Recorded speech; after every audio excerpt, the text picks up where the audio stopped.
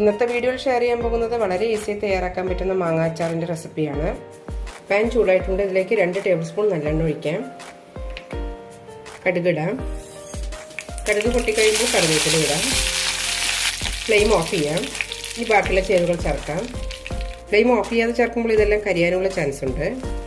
4 teaspoon മുളക് പൊടി എടുത്തിട്ടുണ്ട്. 1 ടീസ്പൂൺ ഉലുവ പൊടിച്ച പൊടി, 1 ടീസ്പൂൺ കായപ്പൊടി. നന്നായി മിക്സ് ചെയ്യാം.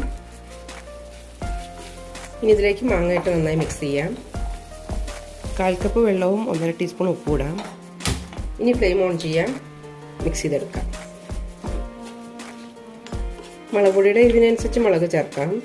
ചെറുതായി തിളയ്ക്കാൻ തുടങ്ങുമ്പോൾ തന്നെ ഫ്ലെയിം ഓഫ് ചെയ്യാം. തിളയ്ക്കാൻ തുടങ്ങിയിട്ടുണ്ട്. ഇത്രയും മതി. അരമണിക്കൂർ ഇതേപോലെ തന്നെ അടച്ചു വയ്ക്കാം. കായത്തിൻ്റെ മണം ഉലുവപ്പൊടിയെക്കാട്ടും കുറച്ച് കൂടുതലായിട്ട് വേണം. വളരെ ഈസി തയ്യാറാക്കാൻ പറ്റുന്ന അച്ചാറിൻ്റെ റെസിപ്പിയാണ്. എല്ലാവരും ഒന്ന് ട്രൈ ചെയ്ത് നോക്കൂ.